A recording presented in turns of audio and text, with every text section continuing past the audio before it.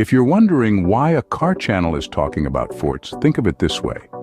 These are the Holiday Inns or some other motor lodging facility of the 1800s. There were no subject matter experts, tour guides, or gas stations for a given area between the forts. You were literally on your own between the forts. Because once decided, a family had to save money between 3 to 5 years prior to starting the journey. The wagon cost around $400. The cost of the trip with supplies could be as much as $1,000. Heavy rains were known to extend a trip up to 6 months.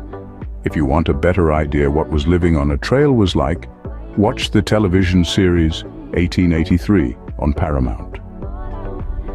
The forts on the Oregon Trail. Have you ever pondered the historical significance of forts in the United States?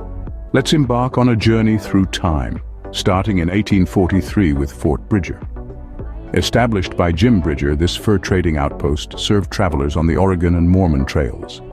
However, it was not an official fort and had substandard facilities. To address this, Fort Supply was established in 1853, 12 miles south of Fort Bridger to serve Mormon immigrants.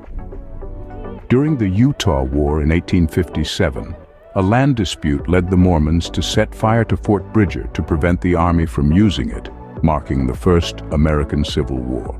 In the 1860s, it was used as a Pony Express transfer station. In 1866, the U.S. Army manned the post, and they rebuilt the fort a year later, using it as a military post until 1890. Moving on to 1848, we find Fort Kearny, the first fort built to protect travelers on the trail. Home to Pony Express and Pawnee Riders, it also sheltered crews building the Union Pacific Railroad. Decommissioned in 1871, it now stands as a historical state park. Next we have Fort Hall, built by fur trapper Nathaniel Jarvis Wyeth in 1854. Believed to be the first trading post built between the Rocky Mountains and the Pacific coast, it was sold to the Hudson Bay Company of England in 1837. Meanwhile, Fort Laramie was established in 1834 as a fur trading post by American and French-Canadian beaver hunters.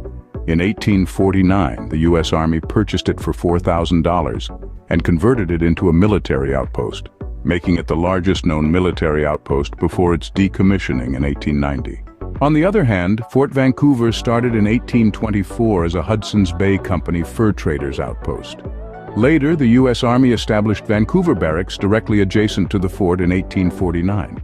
The U.S. Army ceased its operations at East and South Vancouver Barracks, relinquishing ownership to the National Park Service in 2012. Finally, we have the Whitman Mission, where Dr. Marcus Whitman and his wife Narcissa Prentice, along with carpenter William H. Gray, headed west in 1836. Narcissa Whitman and Eliza Spaulding, two missionaries, were the first women to cross the Rockies, proving that a woman could survive the journey.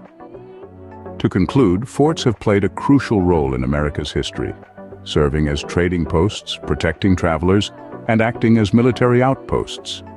They witnessed key events such as the First American Civil War, the rise of the Pony Express, and the construction of the Union Pacific Railroad.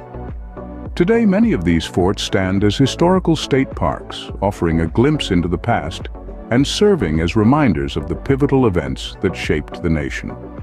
So, the next time you visit one of these forts, remember the rich history it carries within its walls.